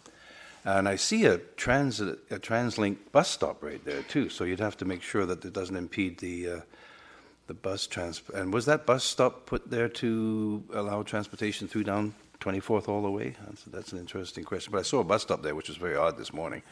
But anyway, the question is there enough room and where would those barriers be placed? Yeah, Mr. Backen? They'd have to be placed right on the border, your worship. And the bus stop pre-exists. It's been there for some time as part of a bus loop for the mini buses, if you will, as they have their turnaround. They don't. Do the buses go on to 190? Is there 196 connect on there? Sorry, I was there a while ago, but Well, it connects to 28th. So I guess the 28th. loop goes around 28th. It doesn't go the other way because it's nowhere. but it connects on 24th. 28 to 196 to 24th to 200th. Yeah, and the bus just turns around on 24th, or does it loop around? It loops around. It loops around the 28th, I would guess, Yeah, because there's no room there. And it can't go south on 196 because there's no exit there. Yeah, it doesn't go south. Yeah. So Okay, so there's room there on the township side is where these things would go. Okay. is that correct? Mindful of the time, your worship. Yeah, I know. These are the easy things for the afternoon session. We still have the more complicated ones. They're all complicated. All right, on the amendment, Councilor Ferguson. If it come to that we have such a poor relationship with Surrey that we have to move those barriers, block the road, and do something different, can't we just ask Surrey, can we please put some things there? Can we please? And Surrey would say, yeah, sure, that's fine, without some kind of a move in our road or getting bulldozers. I mean, to me, that seems like such a friendly thing we could do with the neighbors. Your worship, we may simply buy their barriers for a nominal cost. We haven't had that discussion. There you go. Excellent. And if there is transit, I think there'd have to be some approval by TransLink or Coast Mountain Bus Company. No, it's not. It's the TransLink anyways. If there's a transit bus stop there and we impede it, there has to be some sort of approval by TransLink. The location that it's in now isn't impeded Okay. by the road being Great. with the barriers. Thank you. Okay, I'm going to call the vote on the amendment. Yeah, this is to put barriers up. Amendment for the barriers, yeah. Carries. Councilor Long opposed. So on the main motion as amended, further discussion. Councilor Whitmarsh on the main motion as amended. Yeah, I am going to support it. I think I'm not interested in pushing the road through right away. I am interested in having a design and understanding what that would look like. I'm interested in having public consultation. I'm only interested in opening the road when the required improvements are complete, which is what the motion says. So there are lots of factors, lots of opportunities for council to discuss and debate and look at it during the budgeting process. But it's hard to debate something unless you actually know the information. So this is moving it to the budget, and at that point we can even decide if we want the information. But at this point, I'd like to move it to the budget process so we can actually have information so we know what we're talking about. Thank you. I'm going to call. There is no division. No, because it's a motion as amended. So we can't vote on the amendment again. We've already voted on the amendment. So if dividing it, that's like taking a second vote. So I'm calling the question on. I'm calling the question. I'm not ruled. I'm calling the question. You haven't heard my point of order. You want me to divide? I can't. It should be a division because you've got two parts to this motion. No, There's no harm to dividing. No, it's not being divided. I've called the question. It is. It's an amendment that's been voted on. By dividing it, we're voting on the amendment again. Is that correct, Madam Clerk? Of course you're not. Okay, I've ruled. Challenge the chair. I'm happy to take a challenge. What's the point of that? I can't even vote now. Thank you. You don't have to vote. It'll just be positive. I've called the question.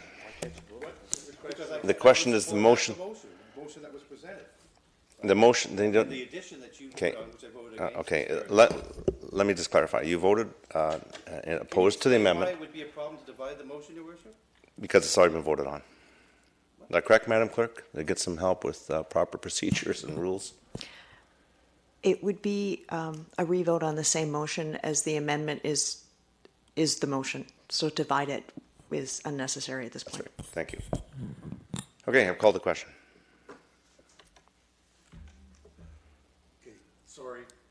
It's the motion. I'm a little confused down this end. Can we hear the motion, Just please, sorry, I'm sorry. So the motion is as it's written here, with the amendment, which was to add the barricades. So there's two parts of the motion. That's right. So it can't be divided.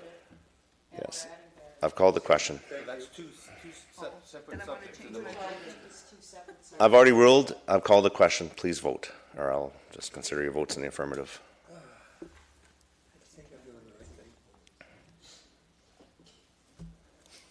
Motion carries. Councillor Ferguson, Councillor Richter, Councillor Davis opposed. Move on to F4, Community Association grants. Now this one could be divided.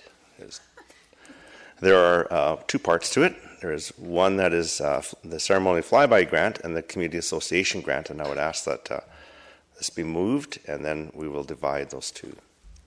Could I have a motion? Councillor Whitmarsh moves it. Councillor Kuntz seconds it. And now move division. Do we need to move? Can I just divide it, or do I have to move division? Sorry? It requires a motion. A motion. So I would move division on the flyby grant and the Community Association grant. So I move it. Is there a seconder? I'll second. Second by Councillor Woodward. Councillor Long, your point of order is? Yeah, on the previous vote, I'd like to change my vote on the previous. I don't know when that would be. Maybe clerk can advise Sure. us If it's a when- mistake that you made, certainly we can. Yeah, it was definitely a mistake to support You that. forgot to push your button. Okay, no problem. So you'll record. You it opposed would it. be recorded as It'd opposed. be recorded as opposed. Yep, no problem. But the decision remains the same because it would be a No 5-4 problem. then, right? You can. Well, then it just means after we reconsider. If it was after the minutes, I wouldn't do it. All right. So I've called it just show of hands on division. All those in favor? Opposed?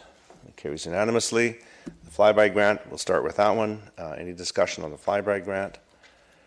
Seeing none, I'm going to call the question on the flyby grant. F4.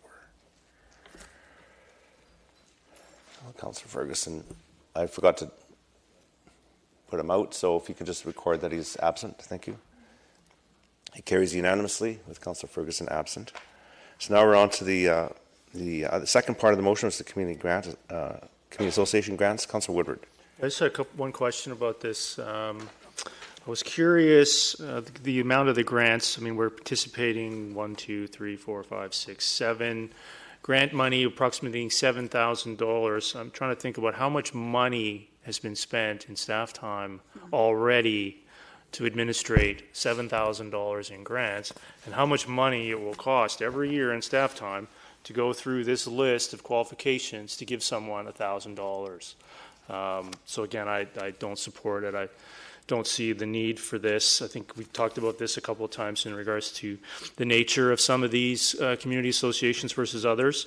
But I also did want to ask and inquire, maybe there could be, staff could answer, could we possibly split Willoughby from Willowbrook such that I think there is a community association separate to Willowbrook that is distinct from the Willoughby one. So I would like to at least just put that out there for now, and just in the questions of creating bureaucracy to administrate $7,000 just seems a bit over the top. Thanks. Thank you. More rhetorical. Councillor Richter.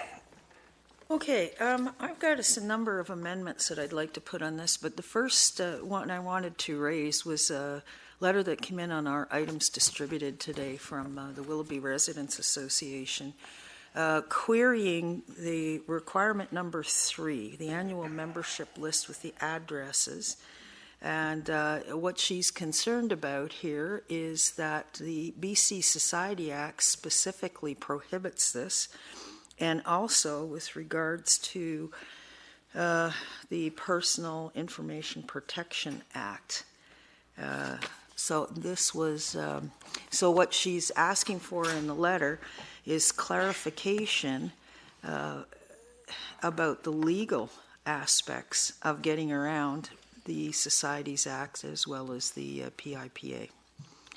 And I think those are valid questions. Like, can we require them? Yeah. So, Your Worship, the key phrase in the statute is inspection, and that refers to a party attending at the Registered Records Office of a society to inspect the records and determine who the members are. That's actually prohibited. There's nothing that precludes the entity, when it's applying for grants or for loan financing, for example, to supply a list of its members, because there's no inspection being done, it's being supplied. Then it's incumbent upon the society to go through the appropriate steps, whether it be a board of directors motion or a member's motion to actually disclose that information. Once the information then flows into our hands, then it's subject to the FOIPA, so that information for our purposes is like tax information. It can't be disclosed to third parties without their consent, so it remains, if you will, confidential until such time as there's an order that it be released either by the commissioner or by a judge. Thank you. Okay, so her concerns are addressed. We're not going to violate. Okay.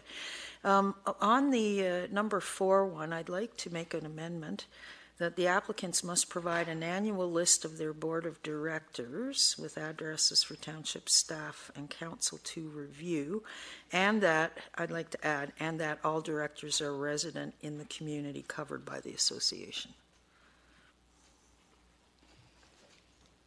I'm sorry, what's that last part I missed? I was reading. And that, so add to number 4, that all directors are resident in the community covered by the association. I think it's implied, I'm just stating it clearly. So we can't have members, say, of the Fort Langley Community Association sitting on the board of the Aldergrove Community Association. Is there a seconder to that? Councillor Arneson seconds it. I'll open up the amendment. Amendment has been opened. Is discussion on the amendment? Seeing none, I'm just going to fix this up here. Oh. Okay, I know, I'll get into it. Calling the vote on F4 on the amendment. Yeah. That carries unanimously. Councillor Richter. So, and I had a couple of other... Oops, hang on. Let me get things all messed up. Present. Okay, there you are. On number 6, I want to amend it by saying that the activities that the applicant proposes to undertake are impartial and not politically based in any form, but rather focus on community and neighborhood building instead. Is there a seconder? I'll second. Councillor Woodward seconds the amendment. I'll open up amendment 1 for discussion. Councillor Whitmarsh on amendment 1. Or amendment? Yeah. Maybe, could I just have the wording again, maybe from Councillor Richter on? Or the clerk can read it back. Or the clerk, maybe. Oh. Thank you. Did you get it? So the number 6 would read that the activities that the applicant proposes to undertake are impartial and not politically based, and in any form, and focused on the community building. Community and neighborhood building, but rather focus on community and neighborhood building instead. Yeah. Okay. That's. I think that's a helpful adjustment. I was going to speak to this point number 6 as well on what is advocacy based, because I sort of feel that a community association by its very nature is advocacy-based. It very much is about advocating for their community.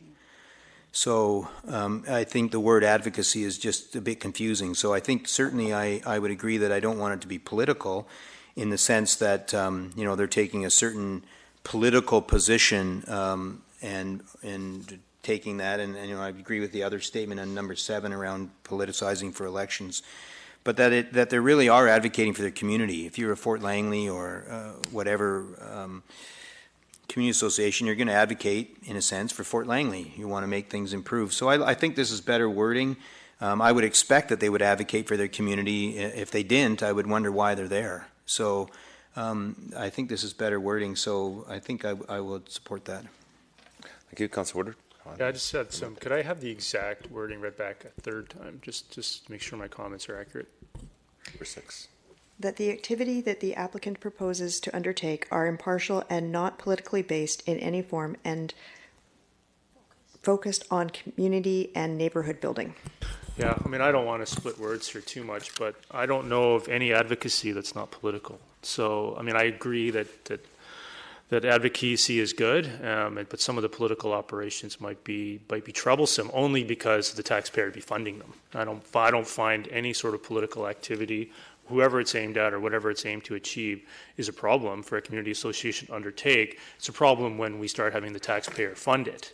And I don't know what criteria staff are going to use to determine that something is not political or is sufficiently impartial so you can send out a survey, and one of the questions can be, how much do you hate development?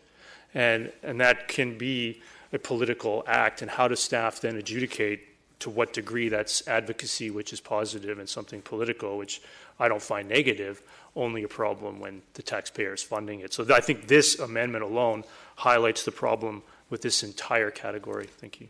Thank you. Any further discussion on the amendment? I'll call the question on the amendment.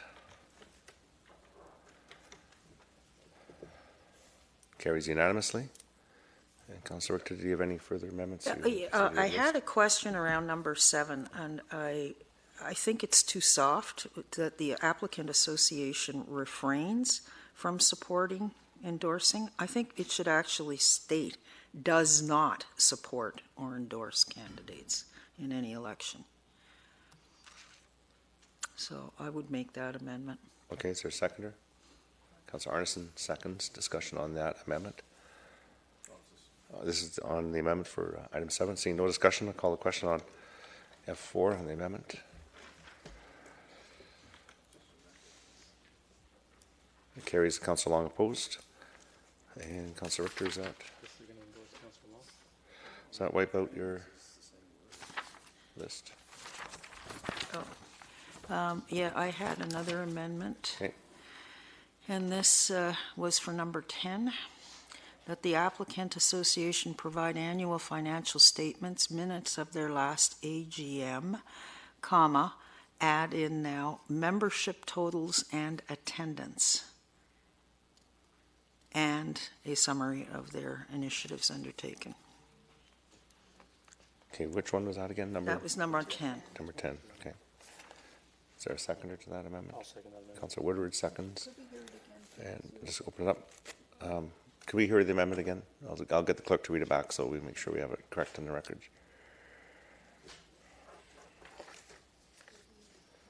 Again. That the applicant association provide annual financial statements, minutes of our last AGM, membership totals and attendance, and a summary of their initiatives undertaken during the past year that it has received the grant. Okay. Councilor Woodward. I just want to confirm that from staff that we're not currently requiring that for the community grant. Is that correct? We are requiring everything but what Councilor Richter has just passed. Okay, so this is consistent with the community grant wording currently? Community grant wording. Okay, thank you. Okay. Councilor Davis on the amendment. It says on number 2, the applicants must have a minimum of 25 members who reside in the community. But we're on the amendment for number 10. I know. Okay. But okay, but your point, Councilor Richter's point is, give the attendance. Yeah, so if they've got 25 members, so they can get a grant, but they only have 2 that come to their AGM. why are they getting a grant? Like, But it may be It a should be tough- an active membership. Oh, yeah, but maybe the AGM might be on a May week-long weekend or, whatever. I'm just, it might, like, doesn't necessarily reflect, yeah, I'm worried that that may be a problem. Because I know there's times when, you know, I don't know, I'm just making things up now, but there is a time where some people go on and they don't go to the AGM because and a third of the people. So I guess I could just vote no if I didn't like it, but yeah, okay. Thank you. Councillor Whitmarsh on the amendment. I'm not sure we need to add these extra things. I think we have what we require of other community grants, so I think we should stay in line with that. We already do require 25 members in an earlier statement. And for the AGM, AGMs aren't official unless they meet quorum. Anyways, that's part of their Society Act, so I don't think we need to start looking and taking attendance and those sort of things. I don't think it's necessary, so I won't support that particular amendment. Thank you. See no further discussion, so I'm going to call a vote on that amendment. That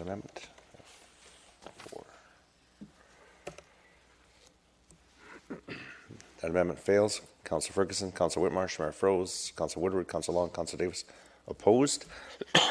Back to the main motion. Okay, and then in the last paragraph there, the council approved the $7,500. Do we need to specify in that $6,000 for the community associations and $1,500 for the flybys? Yes, I think there's a question I had, because if this motion fails, then it's only $1,500, I believe. So, Mr. Backen, would we need an amendment to say, just to split this out? So $1,500 for the flyby. Sorry, I got a cough here. $6,000 for the community grants. If they don't pass, then maybe the clerk can help me with this. That would be helpful, Your Worship. It could be either a friendly amendment or a formal amendment. Can the clerk provide some language that would work for that amendment? So, Your Worship, it would be $6,000 for the community grants or $1,500 for the annual flyby. Thank you. So I'll take that as an amendment if there's unanimous consent. There's no problem with that one? Okay, thank you. So we're back to the main motion as amended. So I have a speaker's list here. Just for Councillor Long's, he was out when we had the first amendment. So could the clerk just read, that was amendment, I think, on item number 4 that was passed, that was carried, and just for Councillor Long's information. Councillor Ferguson wasn't. No, Councillor Long was out. And Long. So it was Ferguson? Oh, okay. So, so I think it was just Councillor Long that was absent for that. Number 4 now reads that the applicant must provide an annual list of their board of directors and addresses for township staff and council to review in consideration of their funding requests, and that the directors are residents in the community covered by the association. Okay, thank you. All right, I'm going to move through the list. So the motion as amended, Councillor Davis on the speaker's list. Oh, no, sorry. Okay, Councillor Long, did you wish to speak to the motion as amended? Thanks. Yeah, in reference to number 2, and I hope I didn't miss this when I was out too, it says that you have to have a minimum of 25 members reside in the community. Now, what if the membership builds to 100, but 75 of them are not? Is there still a percentage required of the total membership? 25 minimum, but is there still a percentage required for the whole association? I believe it's just a number, not a percentage, the way this reads. It is a number. Under that circumstance, I'm thinking that the community grant saying that you have to have 50% plus would apply. Okay, so this is an overlapping criteria. So in other words, you have to qualify for the regular grant process, and then this is on top of that. Is that right? Because that means that this is special criteria, so you are correct. I think we'd have to add that in then, right? There should be a number 11 ought to be that the membership shall always be. What is the wording of that? I don't want to create wording. I think if you amended number 2, minimum of 25 members, and then at least and maintain a minimum percentage of township residents. This is correct, because the other criteria for general grants states a minimum of 250 members. Okay. Plus 50%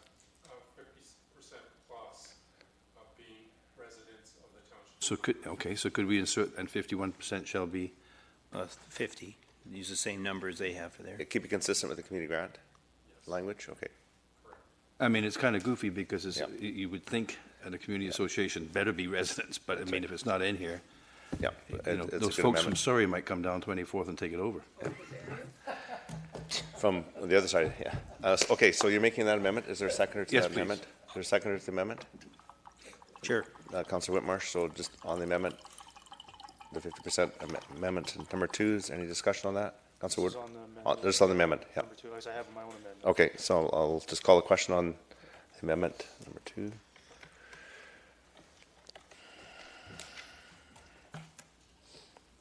That carries unanimously. Okay.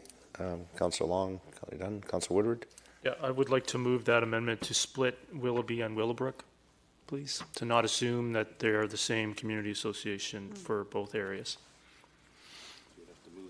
Okay, so we're saying Aldergrove is 1, Brookside Furniture would be 1, Fort Langley would be 1, Murrayville would be 1, Walnut Grove, Willoughby, and Willowbrook would be 2. Separated, So then that's we have to add another $1,000 to the.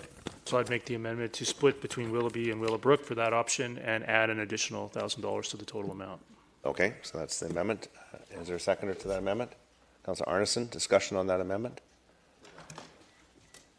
Councillor Whitmarsh? Yeah, I guess I'm not just familiar enough with it. It makes sense that they might have they're definitely needed 2 different areas, but are they currently functioning as one community association?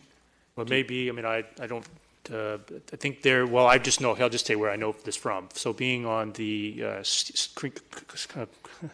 Creekstone, not Stone Creek, Creekstone Advisory Committee, there is a group there that is referring to themselves as the Willowbrook Area Community Association. Now, they're more specific to a group of residents that live in proximity to the Creekstone project. But they are talking and acting like a community association for that Willowbrook area, distinct from the other area, which is up in more in the central areas of Willoughby. So if that were to evolve into a community association and apply for this grant, I'd like to leave that option open. It won't affect the current Willoughby Residents Association whatsoever. Right, okay. Thank you. I mean, and that makes sense to me. And of course, based on the way this is written, just because a group calls themselves a community association doesn't mean they are one. They do have to be registered and have a valid society certificate, which is quite a process to get through and make happen. So, but I appreciate the words that we could have separate groups. I just wasn't sure if they were currently functioning as 1 or 2 or what's happening. But I kind of wonder then in the motion in terms of the actual money that we're granting. I mean, isn't it just really we're asking for $1,000 per community association and maybe not get caught up in whether it's 7,000 or 8,000 or 6,000. Anyways, just clarifies it. That's all. Councillor Long. Oops, sorry, I missed. Meadows have been functioning for many. I don't know if they're and I don't know if they're registered or whatever, but they were very, very active back when we did some work in the park there with the house that became a Appleton House. Yeah. Okay, I'm going to call the question on that amendment. 4 carries unanimously. So we're back to the main motion as amended. Is there any further discussion? Seeing none, I'm going to call the question on the main motion as amended. Okay, wait a minute. This is on the final thing now? It's on the final thing. The main. Oh. Okay, push your button. All right. Councillor Long. But I'm not. Let me ask a question. If an association wanted to have 4 events a year, bring out some township planners, maybe the chief of police, the fire department, talk about community issues, have a nice evening, get a PA system and do an event, might cost a few $100 to do that. They could have several of those a year. That would likely qualify under our current grant process, I think. And I would like to be corrected if that's not the case.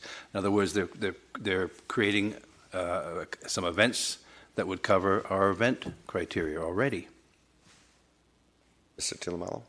So why would we need a special category if, but I'm just saying, isn't that what I think currently what you've exists? described as a community event, very much like an event. This, I think, is geared towards more sustaining the associations for general purposes. Thank you, Mr. Beck, and I understand that. But I'm saying that if they wanted to have several events a year to bring public input in and have the community come together, maybe have some block party building like Councilor Richter and I learned about at a conference where they talked about having block parties or having groups get together and talk about issues pertinent to their area. That is already They already could do that under our current grant process. They could, Mr. Tillamello. Is there any restrictions to the number of grants they can receive in any category? With respect, through your worship, to Councillor Long, the difference being is that they would have to, on those events, meet the minimum criteria of 250 participants or residents that are participating in that. That was the crux of their inability to apply under the community grants category general, and what they were coming to council with was they could not meet that criteria for their events. Thank you very much. That's very helpful. Thank you. Thank you. Is there any further discussion? I see none. I'm going to call the question on F4. And it carries with Councillor Woodward and Mayor Froese opposed. Okay, move on to F5, Willoughby Arterial Road Completion Amenity Policy. This is a motion for receipt. Could I have a motion, please? It's moved by Councillor Woodward, seconder, Councillor Kunst. Any discussion? Seeing none, call the question on F5. Carries, Councillor Long opposed. Move to F6, Community Amenity Contributions Policy Exemptions. Could I have a motion to adopt the amendments? Councillor Kunst moves it, seconder. Councillor Whitmarsh seconds. Discussion. Councillor Woodward. Yeah, I had something on this one. Just going to correct me if I'm wrong, Mr. Brackett. So the original motion, I think, was to suggest something consistent with the DCC program. Does that, or because I think the idea would be that we would formalize the exemption process, have known timelines. But the way that ended up done here is we graduated the exemptions on 25%, 25%, 25%, and 25%, whereas DCCs are all or nothing, right? The increase is phased in on a certain date. You go from the old rate to the new rate with no phase-in, similar to this. Is that correct? Mr. Seppi, you could perhaps help. Your Worship, I'm not sure how this policy could be structured to, I guess, be more akin, more similar to the DCC bylaw than what staff has proposed. And what I mean by that is the original policy was adopted in 2018. It provided a year grace, if you will, notification, however you want to phrase that, which is what the DCC bylaw does. So the CAC policy did follow the DCC format or template or model in as much as it could. And then it was adopted by Council in 2018, came into effect in 2019.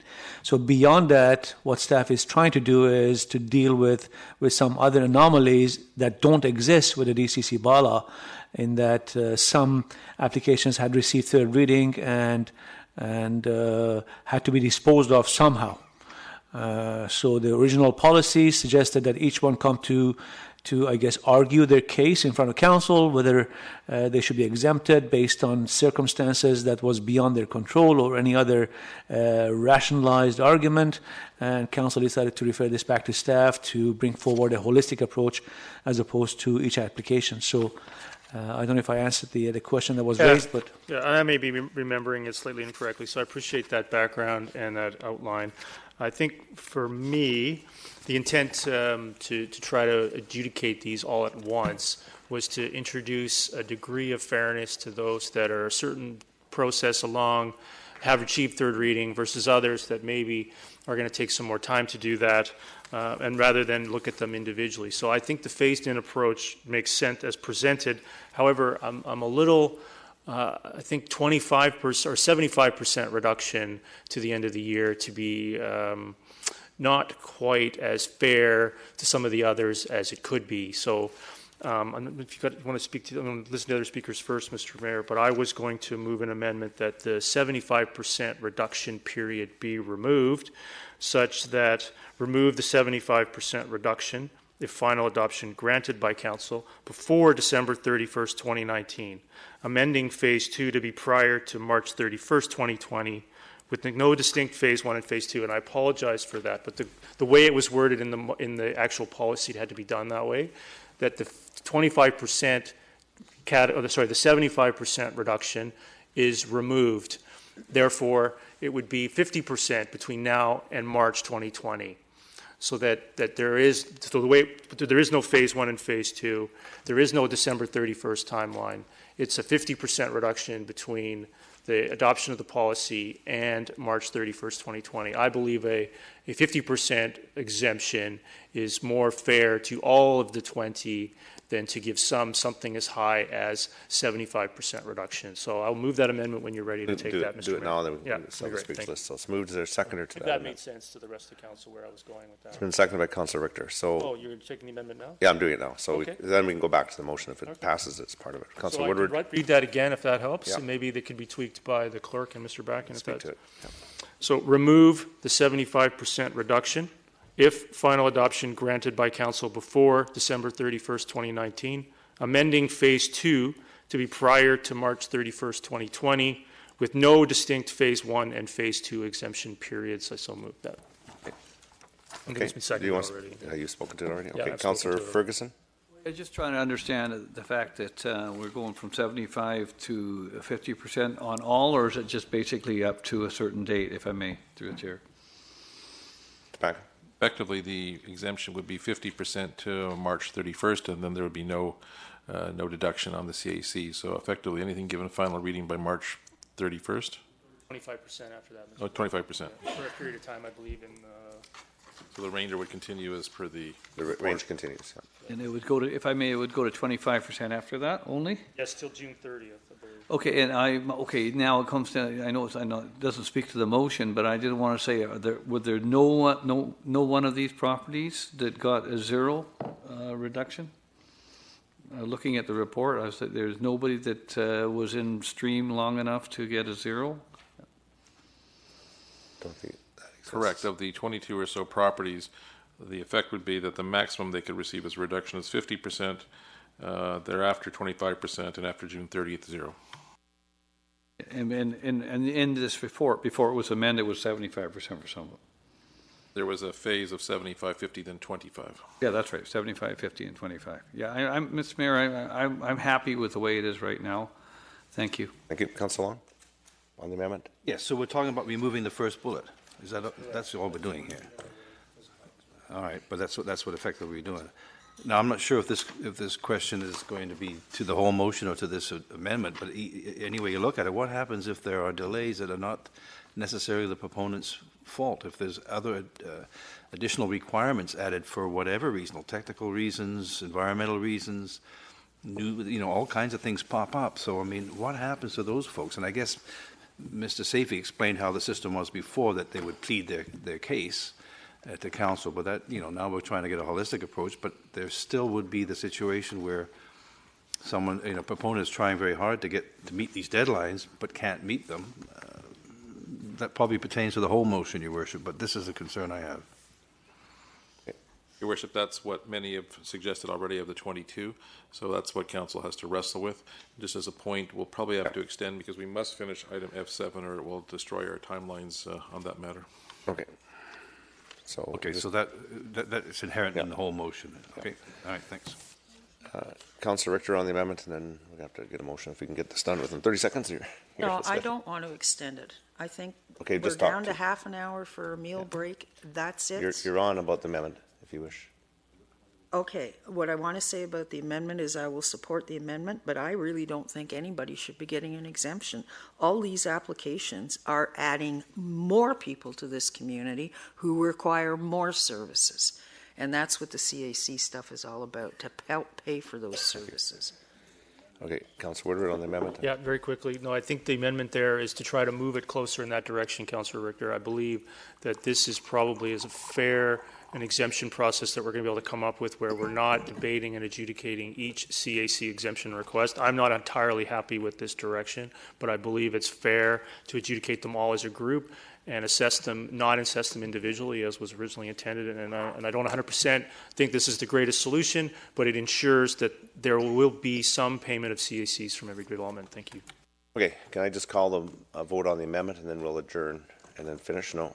Because we can adjourn to the end of the evening We'll meeting. adjourn until after the regular meeting, but we must complete Yes. items F7 and 8 tonight. They're time Yeah, sensitive. tonight. We'll do that tonight, yeah. So I'm going to call the question on the amendment.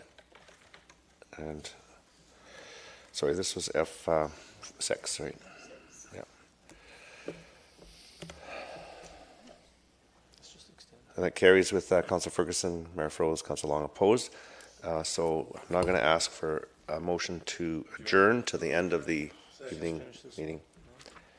Moved by Council Long, second by Council Davis. All those in favor? Opposed by Councilor Woodward. We're adjourned. Thank you. Oh, don't push your buttons. I don't want to know who's on the list. Okay. Woodward spoke. Victor.